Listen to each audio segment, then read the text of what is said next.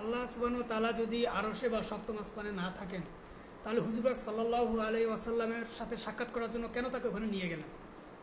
অনেক ভাই এই প্রশ্নগুলো করে থাকেন, এই প্রশ্নটি এক্ষেত্রে আপনি কি বলবেন? আল্লাহ তাআলা এক এক নবীকে এক এক বৈশিষ্ট্য দিয়ে সম্মানিত করেছেন।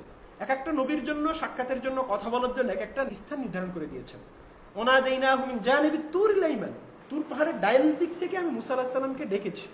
ওয়াকাল্লামাল্লাহু মুসা তাকলিমা, মুসা আলাইহিস সালাম তুর পাহাড়ে কথা বলেছেন।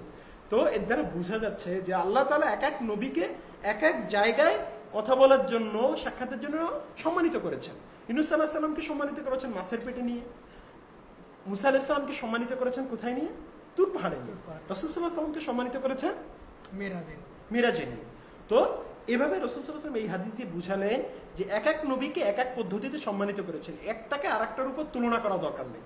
তার মানে আমরা যে জিনিসটা বুঝতে পারলাম যে হুজুর পাক সাল্লাল্লাহু আলাইহি ওয়াসাল্লাম যে মিরাজে গেলেন, এ দ্বারা আল্লাহ সুবহানাহু ওয়া তাআলা উপর আছেন এটা সাবিত হয় না এইভাবে যে মুসা আলাইহিস সালাম তো তুর পাহাড়ে দেখা করতে গিয়েছিলেন, তার মানে এটা তো সাবিত হয় না আল্লাহ তাআলা তুর পাহাড়ে আল্লাহ তাআলা রয়েছেন। এটাও একটা বিষয়।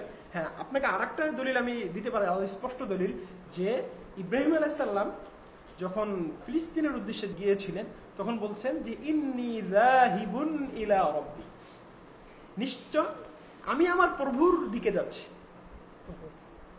তো ইব্রাহিম আলাইহিস সালাম যখন বললেন যে আমি আমার প্রভুর দিকে যাচ্ছি, আপনি যেমন বলছেন যে আল্লাহ তাআলার সাথে সাক্ষাতের জন্য গিয়েছেন, ইব্রাহিম আলাইহিস সালামের কোরআনের এই আয়াত থেকে প্রমাণিত আল্লাহ তাআলা কোথায় আছেন? বাইতুল মুকাদ্দাস ফিলিস্তিনে আছেন। কারণ সাক্ষাতের জন্য হ্যাঁ, যাচ্ছেন। সেখানে আমি আমার প্রভুর দিকে যাচ্ছি, প্রভুর দিকে যাচ্ছি। তো প্রভু যদি সেখানে না থাকেন তাহলে কেন গেলেন?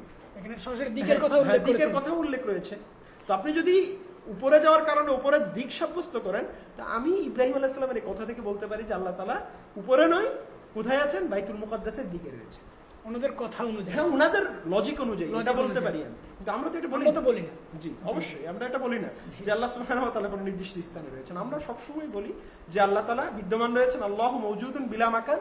আল্লাহ তাআলা স্থান থেকে পবিত্র অবস্থায়, দিক থেকে পবিত্র অবস্থায়, পশ্চিম পূর্ব সব দিক থেকে পবিত্র অবস্থায় আল্লাহ তাআলা বিদ্যমান রয়েছেন। আল্লাহ এক্সিস্ট উইদাউট এনি প্লেস।